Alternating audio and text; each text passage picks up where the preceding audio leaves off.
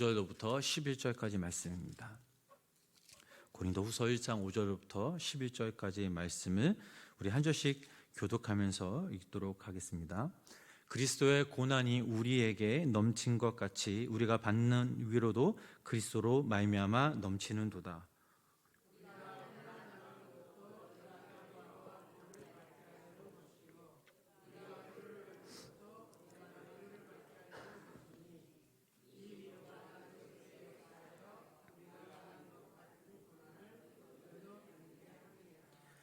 너희를 위한 우리의 소망이 견고함은 너희가 고난에 참여하는 자가 된 것 같이 위로에도 그러할 줄을 알미라.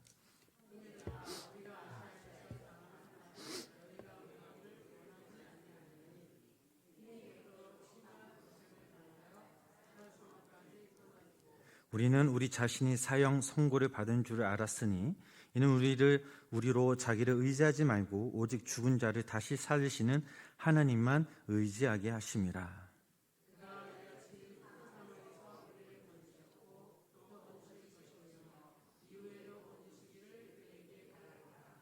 함께 읽겠습니다. 너희도 우리를 위하여 간구함으로 도우라. 이는 우리가 많은 사람의 기도로 얻은 은사로 말미암아 많은 사람이 우리를 위하여 감사하게 하려 함이라. 아멘. 살아계신 하나님의 은혜가 오늘도 우리 성도님들 삶 가운데 함께 하시길 주님의 이름으로 간절히 축원합니다. 지난 수요일이죠.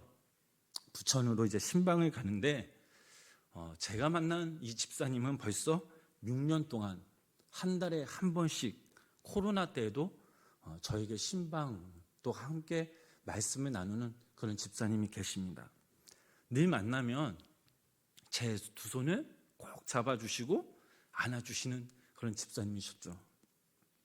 만나면 집사님과 식사하고 때론 집사님의 가정에서 또 회사에서 예배를 드리고 집사님의 삶, 또 가정, 자녀, 또 그런 직장의 그런 이야기 등을 나누고 또 함께 기도 제목을 나누며 이렇게 함께 교제를 하였습니다.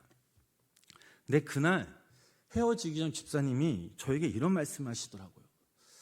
지난달 목사님을 만나고 그 다음 날부터 한 달 동안 15일 동안 계약되지 않는 그런 일들이 갑자기 수많은 계약들이 이루어졌다라고 하면서 저에게 너무 감사하다라고 이렇게 표현을 하시더라고요. 근데 사실 저는 기도밖에 한 게 없고 당연히 집사님 열심히 일하시는 결과고 또 무엇보다 하나님께서 우리 집사님을 너무나 사랑하셔서 집사님의 삶 가운데 은혜를 부어주신 것 같다라고 말씀을 드렸습니다. 그랬더니 이 집사님이 농담 반 진담 반으로 목사님을 한 달에 2번 만나고 싶다라고 하시더라고요.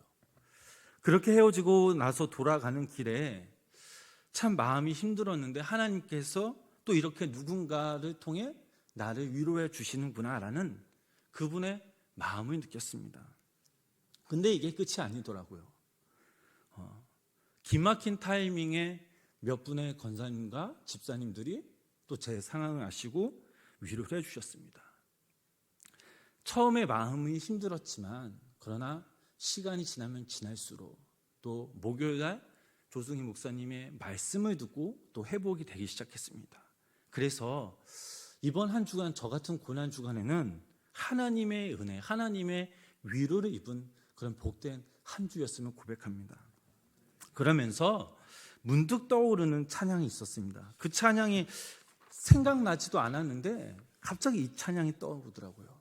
주 사랑이 날 숨쉬게, 세상 그 어떤 어려움 속에도 주 은혜로 나를 돌보시며 세상 끝까지 지켜주시네. 주님만이 내 아픔 아시며 주님만이 내 맘 어루만지네. 어느 누구도 나를 향하신 주님의 사랑 끊을 수 없네 라는 이런 찬양곡이 떠올랐습니다.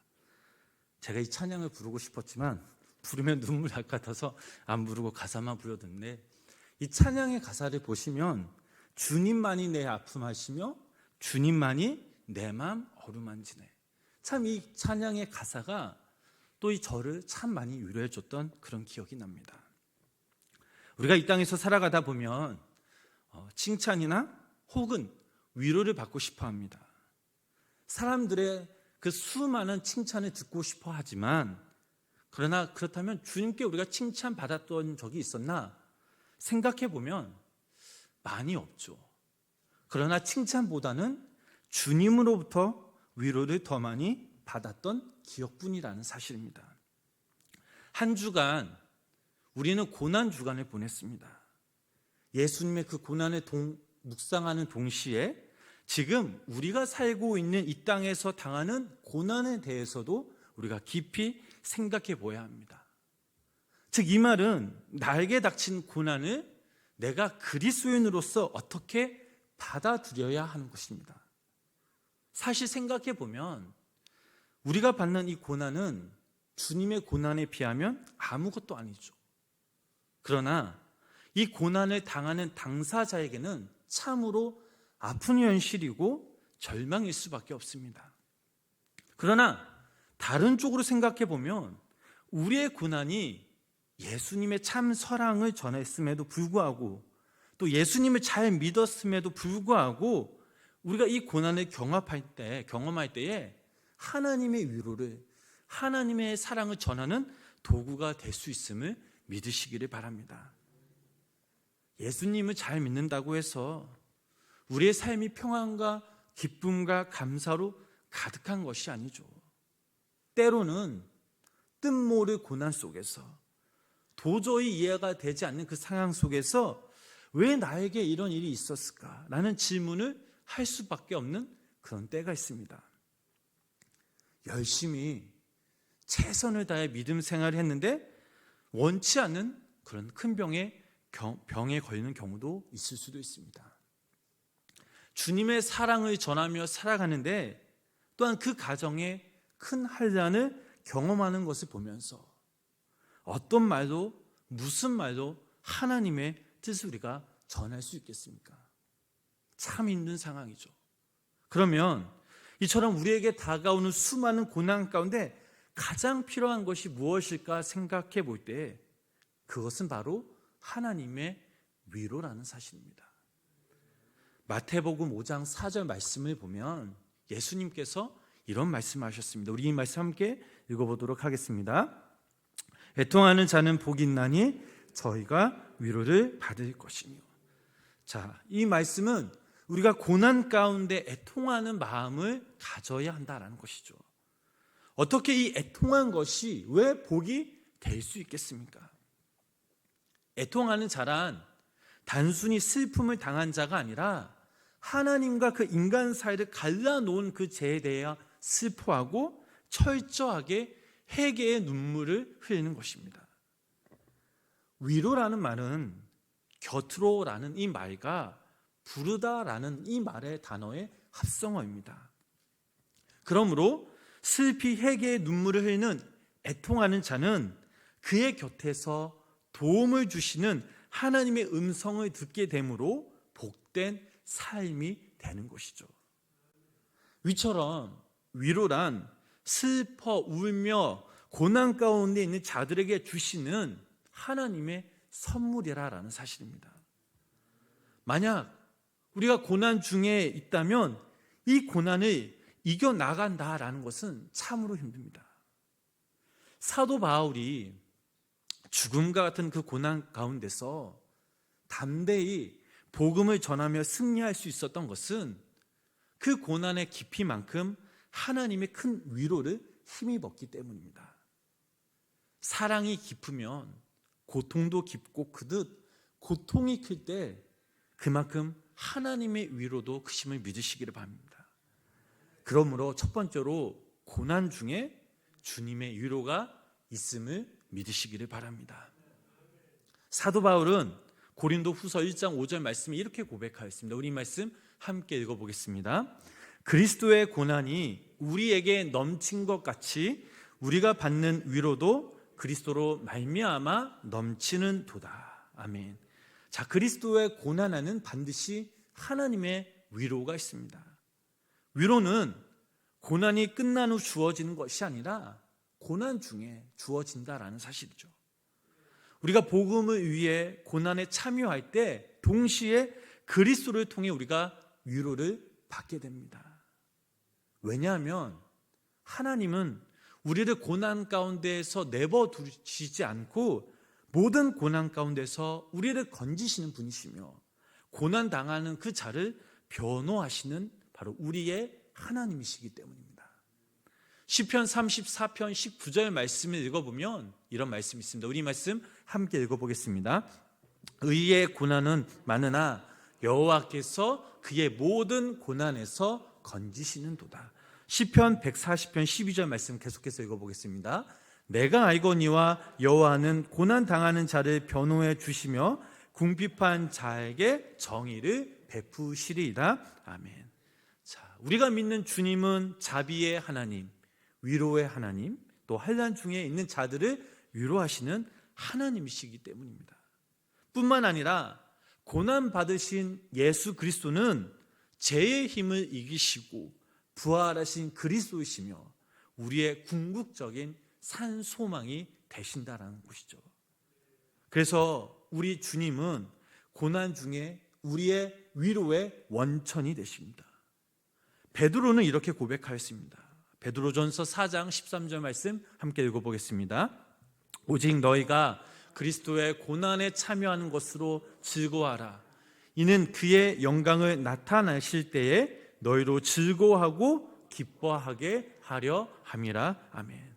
바라기는 우리 고난 중에 있는 우리 성도님들이 계시다면 이 시간 주님의 위로가 있음을 믿고 절망이 아니라 하나님의 산 소망을 품고 살아가시는 믿음의 성도님이 되시길 주님의 이름으로 간절히 축원합니다. 두 번째로 고난 중의 위로는 바로 하나님이 주신다라는 사실이죠. 고린도후서 1장 8절에서 9절 말씀 우리 한번 읽어보도록 하겠습니다. 형제들아, 우리가 아시아에서 당한 환난을 너희가 모르기를 원하지 아니하노니 힘에 겹도록 우리는 우리 자신이 사형 선고를 받은 줄 알았으니 이는 자기를 의지하지 말고 오직 죽은 자를 다시 살리시는 하나님만 의지하게 하심이라. 아멘. 자, 바울이 죽음과 같은 고난을 통해 깨달은 것은 자기 자신을 의지하는 것이 아니라 바로 하나님을 의지하는 것이었습니다. 고난을 통해서 하나님을 깊이 묵상하고 하나님을 의지하게 될 때에 하나님은 친히 다가오셔서 위로해 주신다라는 사실이죠. 이 위로는 인간의 말과 혀로만 하는 달콤한 위로와는 다르다는 사실입니다. 이 위로는 죽은 자를 다시 살리시며 큰 사망에서 우리를 건지시고 또한 앞으로도 우리를 건져내어 주시는 하나님의 위로입니다. 그러므로 하나님의 자녀 중 고난을 당하신 성도님 계신다면 우리는 그 고난 중의 위로를, 그 고난 가운데 산 소망을 품으며 하나님께 믿음으로 나아갈 수 있습니다. 예수님도 십자가의 고난을 앞두고 겟세마네 동산에서 하나님께 나아가 간절히 하나님만을 의지하며 부르짖어 기도하였습니다. 그때 비로소 예수님은 주님의 뜻 가운데 순종할 수 있었고 마음의 평안을 찾을 수 있게 되었습니다. 고난 중에 있을 때 세상의 그 무엇이 우리에게는 위로가 되지 않습니다. 그러기에 우리는 고난 중에 있을 때 더욱더 하나님만 바라보며 하나님을 의지하며 나아가야 됩니다. 왜냐하면 주님만이 우리들에게 참 위로를 주시기 때문입니다. 직접 주시기도 하고 또한 다른 누군가를 통해서 당신의 그 사랑과 위로를 전해주십니다. 그러므로 여기 계신 우리 성도님들이 주님 앞에 간절히 나와 기도하심으로 주님이 주시는 참 위로 가운데 거하시길 주님의 이름으로 축복합니다. 마지막으로 우리가 고난 중에 받은 위로를 우리가 함께 나누어야 된다는 사실입니다. 고린도후서 1장 6절 말씀에서 사도 바울은 이렇게 고백합니다. 함께 읽어보시겠습니다. 우리가 환난 당하는 것도 너희가 위로와 구원을 받게 하려는 것이요 우리가 위로를 받는 것도 너희가 위로를 받게 하려는 것이니 위 위로가 너희 속에 역사하여 우리가 받는 것 같은 고난을 너희도 견디게 하느니라. 아멘. 자, 고난이 너무나 심각할 때에 우리는 다른 사람보다 자신의 문제에만 매달릴 수밖에 없습니다.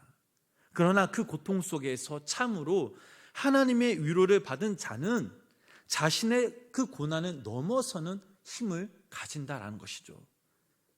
자신의 처지와 비슷한 고난 중에 있는 형제와 자매들을 돌아볼 수 있습니다. 그리고 그들을 위로합니다. 고린도 교회를 향한 사도 바울의 마음도 이와 같았습니다. 먼저 복음을 위해 고난을 받았던 이 바울은 앞으로 자신과 같이 복음을 위해 고난을 당할 그 고린도 교회 교인들을 위로하고 그 위로가 그 환난을 견디고 이기기를 간절히 바랬습니다. 어느 목사님의 목회 생활 중에 있었던 그런 이야기입니다. 믿지 않는 한 부부가 있었는데 그 부부에는 한 어린아이가 있었습니다. 그런데 이 어린아이가 갑자기 죽어 이 목사님이 장례식을 집행해 주었습니다. 이 일이 있은 후에 아이의 부모는 교회에 나오게 되었고 열심히 예수님을 믿고 기쁨의 삶을 회복했습니다. 그런데 몇 달 후 그 교회에 다른 젊은 그런 부부의 아이가 죽었습니다. 목사님은 그녀에게도 따스한 말로 위로했지만 소용이 없었습니다. 그런데 어린아이의 장례식 날 몇 달 전에 아이를 잃어버렸던 그 어머니가 참석했습니다. 이 어머니는 젊은 어머니에게 다가가서 자기도 자녀를 잃어버렸는데 지금 당신이 그 어떠한 심정인지 너무나 잘 안다며 그 당시 하나님께서 자신을 위로하시고 방황에서 건져주셨다라고 그 젊은 어머니를 위로해 주었습니다. 목사님의 그 어떤 말에도 따뜻한 말에도 위로를 받지 못했던 이 젊은 이 어머니는 같은 경험을 했던 그 어머니의 위로를 받고 신앙을 회복하였다라는 그런 이야기를 들은 적이 있습니다. 유대 격언에 한 개의 촛불로 다른 많은 양초에 불을 붙어준다 해도 그 촛불의 빛이 흐려지지 않는다라는 그런 말이 있습니다. 이처럼 먼저 경험한 고난과 위로는 나눌수록 하나님의 은혜가 더욱더 풍성해진다라는 사실이죠. 그러나 우리가 잊지 말아야 할 것이 있습니다. 고난과 위로를 나누기 위해 인간의 말을 통한 그 위로 이상으로 더 중요한 것이 있는데 이것은 바로 서로를 향한 기도라는 사실입니다. 기도를 통해서 우리가 주님의 참 위로를 나눌 수 있습니다.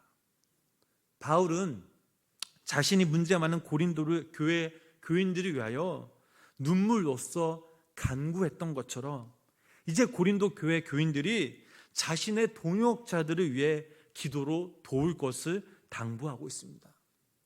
고린도후서 1장 11절 말씀입니다. 이 말씀 함께 읽어보겠습니다. 너희도 우리를 위하여 간구함으로 도우라.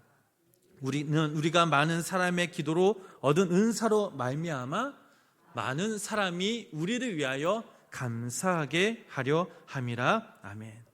자, 기도를 통해서만이 진정한 그리스도의 고난과 위로를 나눌 수 있으며 소망 안에 하나 될 수 있음을 믿으시기를 바랍니다.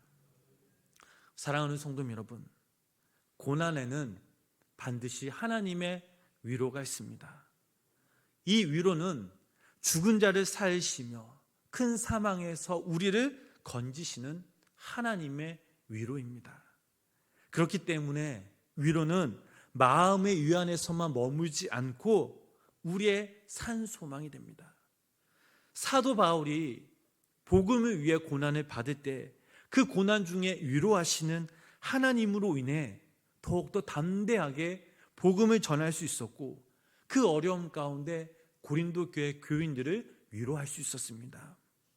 우리의 삶도 주님을 위해 고난받고 또 고난 중에 우리를 위로하시는 하나님으로 인해 우리가 이 땅에서 산 소망을 가지며 우리가 서로서로의 기도를 통해서 하나님의 은혜를 나누며 살아가시는 귀한 믿음의 성도님의 삶이 되시길 주님의 이름으로 축복합니다. 바라기는 오늘 하루도, 오늘 들은 우리가 말씀을 묵상하면서 우리와 함께 하시는 하나님, 고난 중에 우리를 위로하신 하나님, 또 그 고난 가운데 우리가 그 위로를 얻었다면 이제는 다른 누군가에게 우리가 하나님의 위로를 전할 수 있는 귀한 믿음의 성도님의 삶이 되시길 주님의 이름으로 간절히 축원합니다. 기도하겠습니다. 하나님, 한 주간 고난 주간을 맞이하며 또 우리가 주님의 고난을 묵상하며 주님의 한없는 그 은혜와 사랑과 십자가의 그 보혈의 의미를 다시 한번 깨닫게 하여 주심에 감사를 드립니다. 하나님, 오늘도 이 시간 당신의 위로가 필요한 자들에게 한없는 그런 위로와 사랑을 부어 주시옵소서. 주님의 위로는 우리의 산소망이 되십니다. 주님의 위로는 큰 사망에서 우리를 건져내시어 우리의 영원한 생명을 부어 주십니다. 오 하나님, 우리를 건져 주시옵소서. 우리를 긍휼히 여겨 주시옵소서. 하나님, 우리를 위로하여 주시옵소서. 또한 우리가 이 시간 함께 우리가 부르짖으며 간구하며 기도하며 나아갈 때에 하늘의 신령한 복과 땅의 기름진 복으로 채워주시며 당신의 뜻과 당신의 선하신 하나님 계획 가운데 우리 기도 제목들이 응답받는 노연의 역사가 우리 삶 가운데 임하게 하여 주시옵소서. 예수님의 이름으로 간절히 기도드렸습니다. 아멘.